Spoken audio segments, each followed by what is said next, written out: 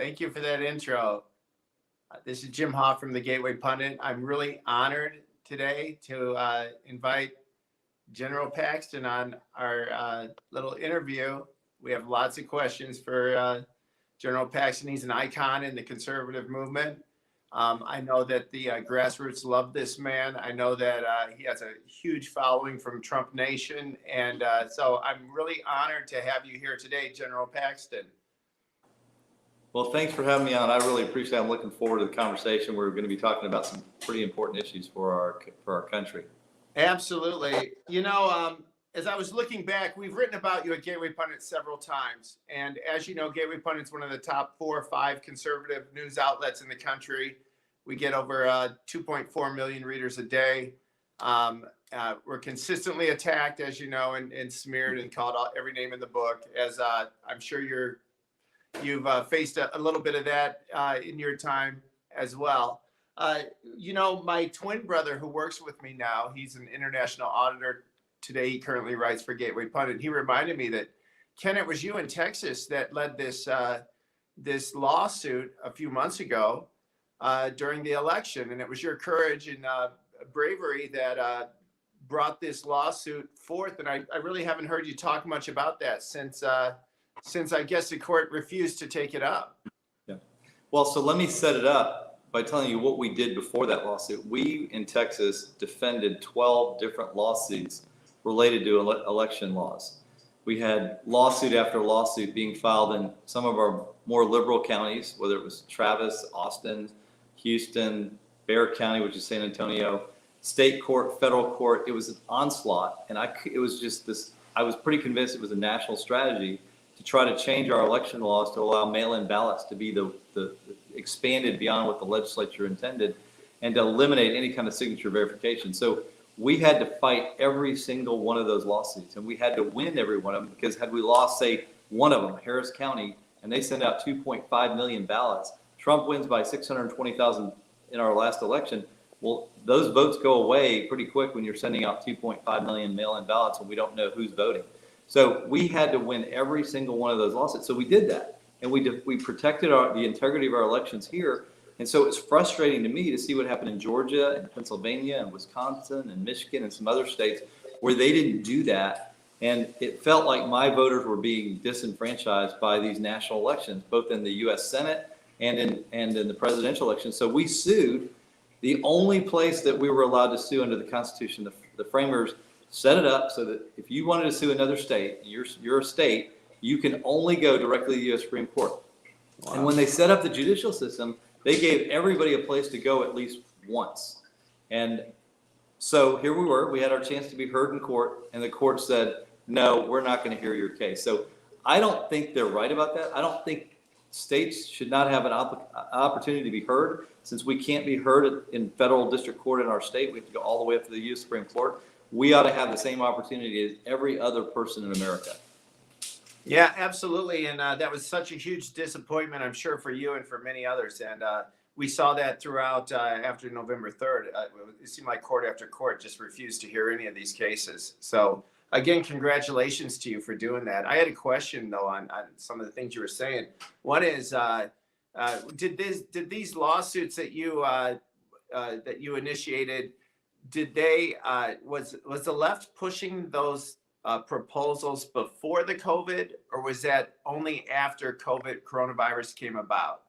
So they used COVID as an excuse for why they were doing it. So that was, all these lawsuits were filed. It was like the opportunity of a lifetime for the liberal progressives. And I'm convinced it was a national strategy, because we saw it, all over the country. I didn't know it was happening all over the country. I just knew if it was happening in Texas to this degree, and an onslaught that was being funded by somebody to a degree I had never seen before. And realizing that if we lost one of those 12 lawsuits, we would lose the state, not just the presidential, but we would have lost our Texas legislature potentially, and part of a majority, maybe close to a majority of our Supreme Court. So yeah, I think COVID was their excuse. It's the cover of darkness that they were using. It wasn't legitimate, but it was what they used.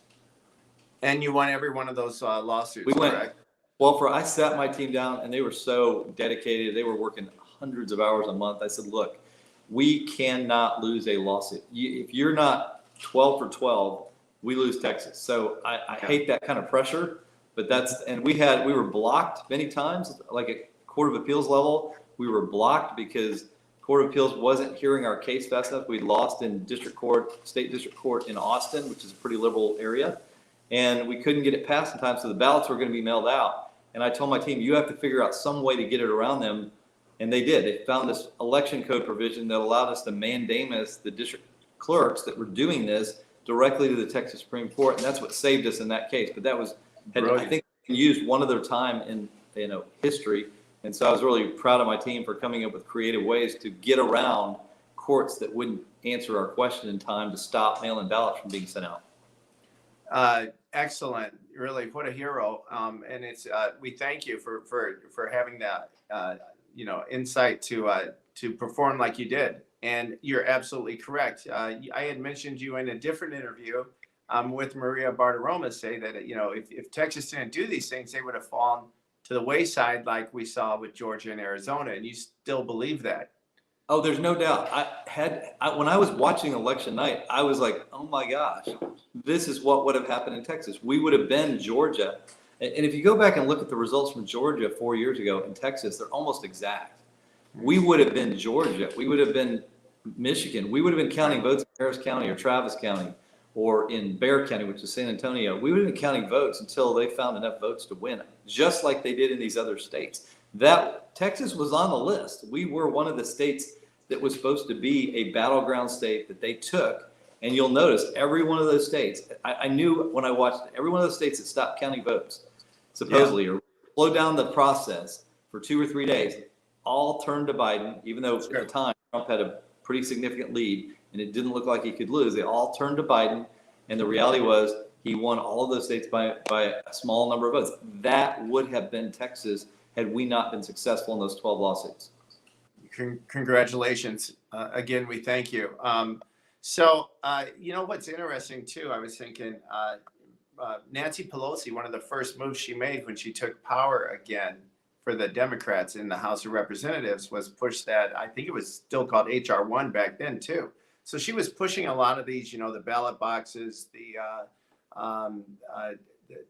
different, mail-in voting, the ballot harvesting. Those were some of the things she was pushing way back before coronavirus. And then, voila, here comes coronavirus. And then they start using all these same different tactics. And now we see, General Paxton, that this is what they want to make for all of America. Do they have a chance? Does that have a chance? It sounds like it's completely unconstitutional. It is. It's the most anti-American, anti-protecting of our liberties piece of legislation I think I've ever seen. It would institutionalize and codify into federal law, and it would override supposedly all of our state laws dealing with elections. It would institutionalize voter fraud. It would create the opportunity, and I can tell you just from we do a lot of prosecutions of voter fraud, and more than half of those are related to mail-in ballots. So if they can institutionalize that in every state, make every state have less reliable elections, because when you vote by mail, we don't have a photo ID verification. We're just relying on signature verification, which even some of that got struck down, and they tried to strike it down in Texas as unconstitutional. Even that was not reliable. So the idea here is if they can institutionalize this, then they can make sure that fraud is occurring in every state. And they're using this idea that Texas and Georgia and some of these other states are trying to make sure that their elections are fair and that they are protected as a reason to do more corruption and to do more of this, these techniques that allow for voter fraud. It's under the guise of protecting us. It's just the opposite of that, and it will be devastating. And we will be much more like Venezuela than the America that we all grew up in. Oh, I believe that totally. I think that's what we saw on November 3rd. So I was thinking also with this policies the Democrats are pushing, how come Republicans are afraid to speak out and call it for what it is? I mean, to me, as a writer and from our audience, that we listen to every day, they're pretty clear. They think this was cheating. Why aren't Republicans saying things like that? I mean, it certainly looks that way. I see you saying things like that. Maybe not those exact words, but similar things.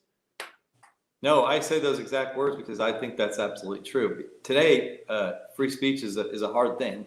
The left doesn't like us talking about things that are true, and they try to suppress those thoughts and those talking points by criticizing us, by threatening us with lawsuits, by threatening us with prosecution. And so I think a lot of Republicans, people that know in their hearts that this is wrong, and I think a majority of the American people know that this is wrong, they're afraid of being, criticized constantly, being called, terrible things, and potentially being prosecuted for speaking out about what is actually happening in this country. And the reality is, if we're not speaking out now, we may not be able to speak out later. Because once they fix the elections, if they're able to pass this unbelievably draconian law, then we're not going to be able to. We're going to have trouble speaking about anything.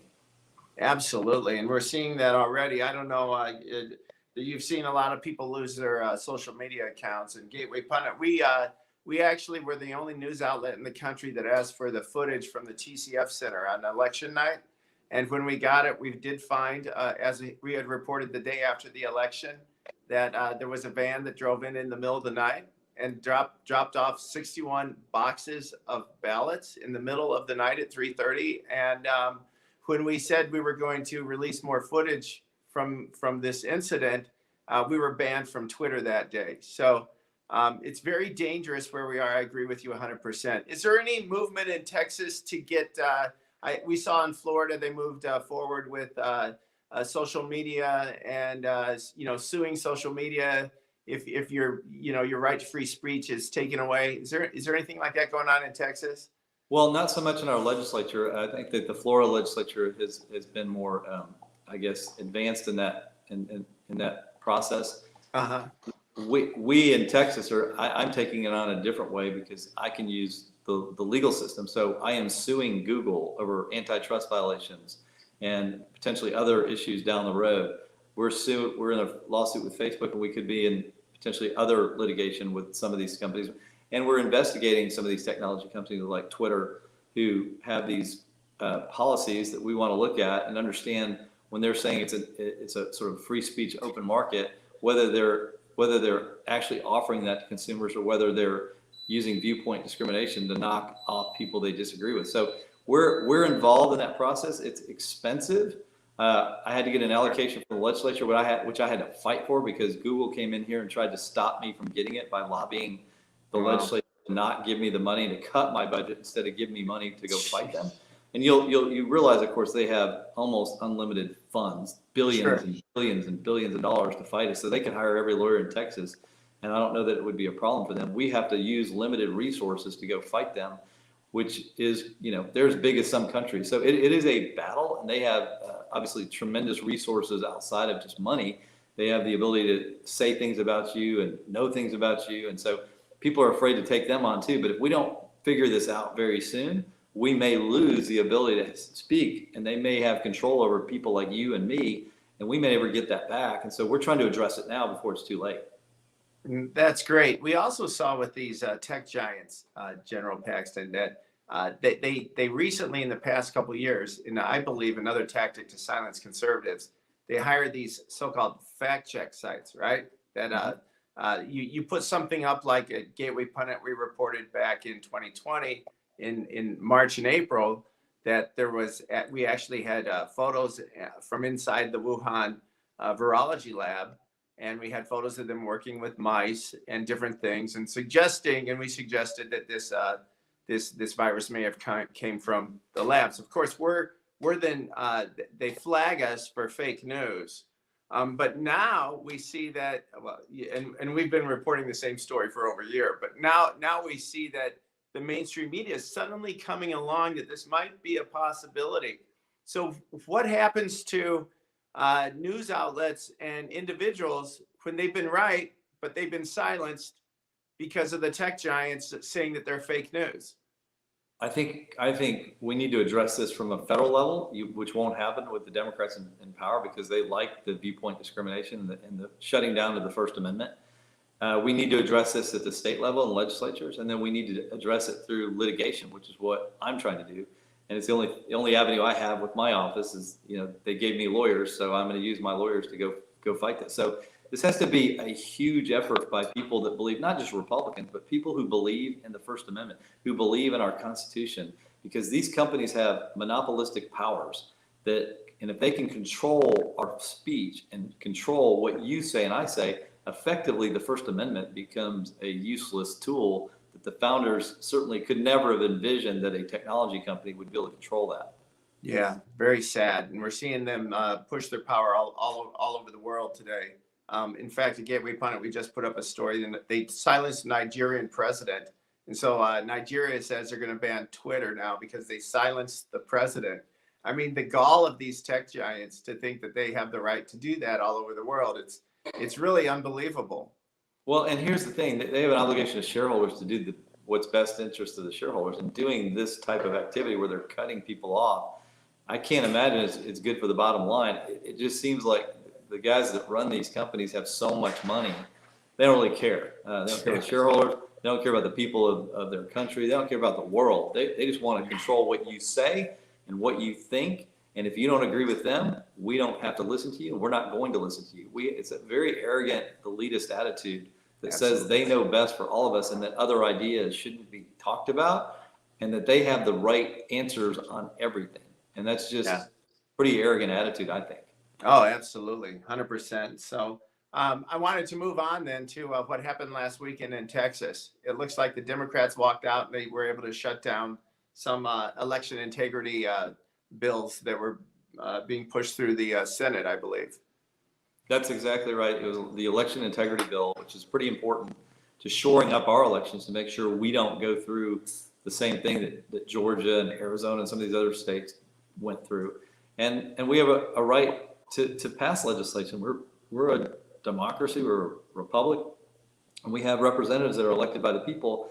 And it is their job to show up when session is going on, not to walk away. They did this in Texas back when I was in the House. They didn't want to deal with redistricting, so they disappeared the House and then the Senate for 4 or 5 months. And, eventually we got it done because they eventually had to come back. So, I'm glad the governor's speaking out on this. I think he's doing a good job talking about this issue and advancing the cause of our democracy, which is, hey, you get elected, elections have consequences. And if you elect a Republican body, we're going to protect elections. If you elect a Democratic body, you're going to get the opposite. So apparently the Texans want elections that are protected, and we have the obligation and the duty to go pass that legislation. Absolutely. And can you explain a little bit how that happened? Because the Democrats walked out, that shut down the whole process. How does that work in Texas? Yeah, so we have to have a quorum in the House and in the Senate. It's a 2/3. So we have to have that quorum. If we don't have a quorum, you can't vote. So it kind of makes sense. That's in probably almost every constitution or every all the rules governing legislatures. You don't have 2 people deciding out of 150 or 2 people out of 31 in the Senate. So you have quorum rules. So what the Democrats do, they have enough to break quorum. They don't have enough to win the vote. So they just leave. And it's incredibly, it frustrates the process. It frustrates the intent of the rules. And if the shoe were reversed, if we were doing that to them, I guarantee you they would be complaining and the media would be all over Republicans for abusing the process.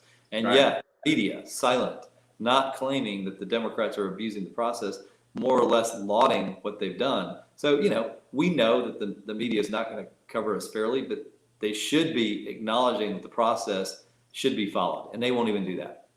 Yeah, that's stunning. How close are the Republicans in holding that super majority of 2/3? We don't have a super majority. We used to when I was in the House. We have 150 members of the House. We have a 9-seat majority. So, it's not super comfortable. It's hard to get things passed, especially if you have Republicans who don't stick with our agenda.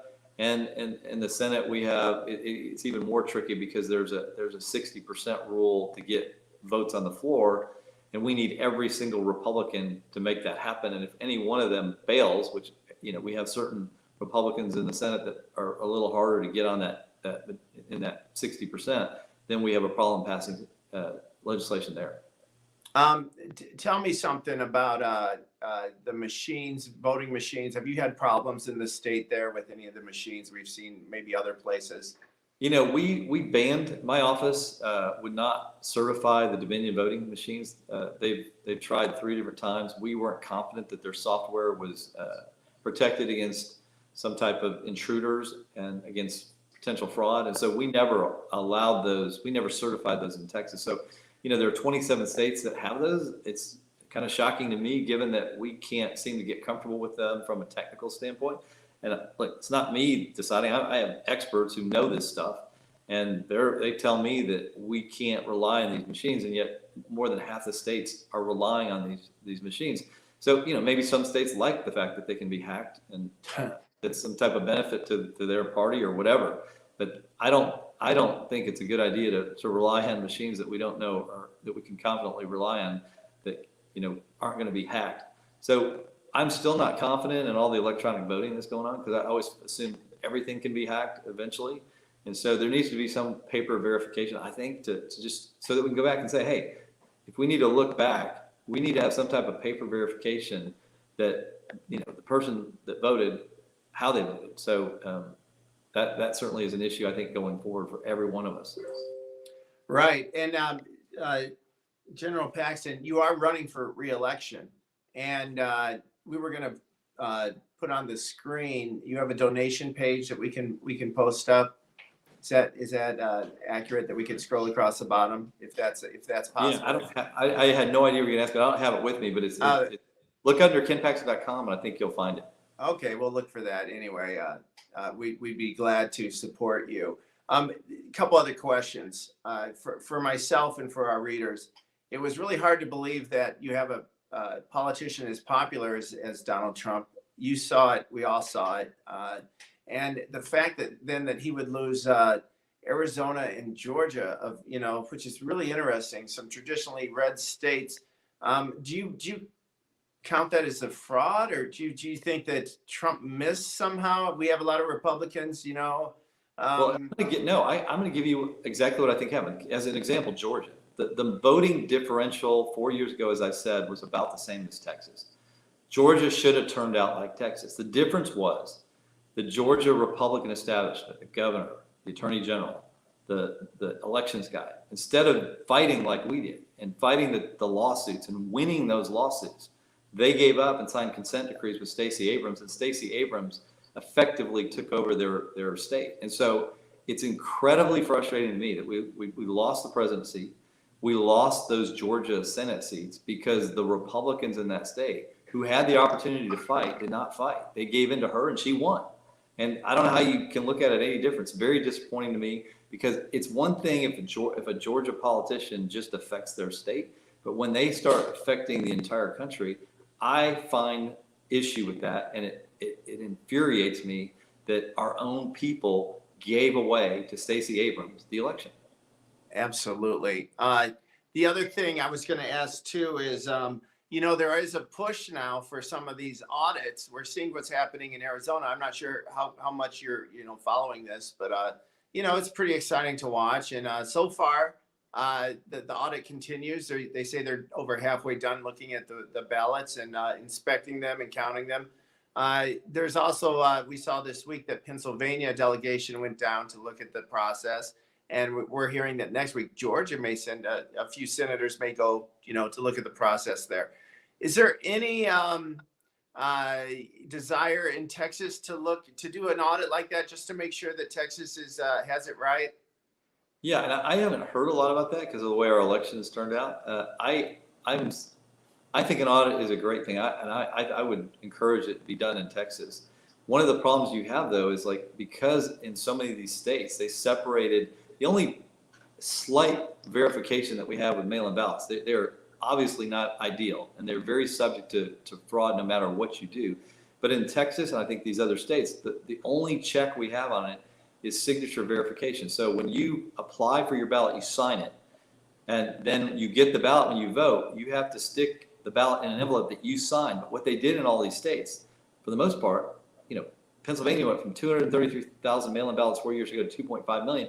Well, all of a sudden, signature verification wasn't followed in most of these states, and they separated the ballot from the signature. So even if you have an audit, I don't know how you ever show of those 2.5 million ballots, how many of them were fraudulent? I mean, maybe there's a way, but I don't know how you do it. So they basically, it was a genius way to eliminate all of the evidence that at least that I know of how, whether somebody that was supposed to be voting, whether that person was actually the person voting. So I'm a little concerned that even the audit won't even get at a small fraction of the fraud. And I mean, look, they did it in a genius way by getting rid of the evidence.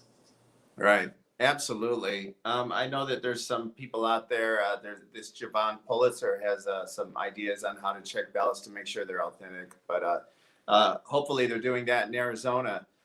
Another thing with Texas, I saw that the Democrats also want to push this. It's the permanently disabled. And, we saw this in Wisconsin this year where they had like 200,000 permanently disabled voters. They didn't have to show an ID. They just, filled out the forms, and then all of a sudden they're voting in the election. Democrats, I think, are trying to push this in Texas too, correct? They are pushing anything that allows for more fraud. And it's so interesting because I was on the House floor when we passed voter ID, and they talked about how, it was discriminatory, how it was suppressing the vote. And I'm like, it can't be discriminatory when it applies to everybody. And the reality is we were offering up 7 different forms of ID, one of which you could get for free. And so they run under the cover of suppressing the vote. So guess what happens? We passed voter ID laws. You have to show up with a photo ID. By the way, you have to show up with a photo ID everywhere else in the world, including airplanes, rental cars, hotels, you name it, getting government benefits. Everybody has a photo ID. And yet they were claiming suppression. The reality was our voting went up after that because people vote when they have confidence that their vote really matters. They don't vote when it doesn't matter, when they're not sure their vote is going to matter. Absolutely. And I've heard a lot of Republicans say they won't go out again. So that needs to change. I'm glad people are fighting against what they perceived as fraud in some of these areas, and like you are. One final question. It looks like, you have this stellar career. You've done amazing work. It looks like you may have an opponent now. George P. Bush announced that, I believe he announced he's running. He might announce that he's thinking of running. Anyway, he's thinking of taking you on, which I thought was interesting because you're a pretty solid grassroots, favorite. So that's a pretty big leap for him. Any comment on that? Well, I think he was trying to figure out whether to run for governor, lieutenant governor, or against me because he feels I think he's trying to move up to the presidency of the United States, and this is just his stepping stone. I happen to have the least amount of funds. The governor and the lieutenant governor are pretty well funded, and so I'm the easiest target based on how much money I have put aside. And, let's be honest, he's running from his own job because it was such a disaster. He did not defend the Alamo. We have a saying in Texas, it goes all the way back to the Alamo. Remember the Alamo? Well, he didn't do that. He surrendered it. And he also had issues running the office. He wasn't able to deliver hurricane funds in an efficient manner to Houston. He just gave $0 to the most affected area in the state. And so I think he pretty much had to get out of there. And if he's going to continue to seek the presidency, which is what I think he's after, my job looked the easiest to come after because I have the least amount of money. The other reality for him is he just got his law license back after he let it lapse for 10 years in October of last year. So he's had his law license for less than a year, and he's going to come run after failing to run his own agency. He's going to come run a much larger agency that has many more issues, has almost 800 lawyers, has 4,200 people, and affects the entire country. I just don't think the guy's qualified to do it. Even if he someday thinks he wants to be president, he should find a place that he's more qualified to be. This is not it. All right. Well, there it is. Thank you so much for your time today. I know you're very, very busy. We'll post this up at the Gateway Pundit and on rumble.com.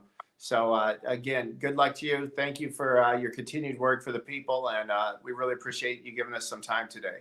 Oh, absolutely. And thank you for having me on. And thank you for what you do for our country by having this show and for getting information out that sometimes we can't get in other places. Absolutely. Thanks so much. Thank you. Have a great day.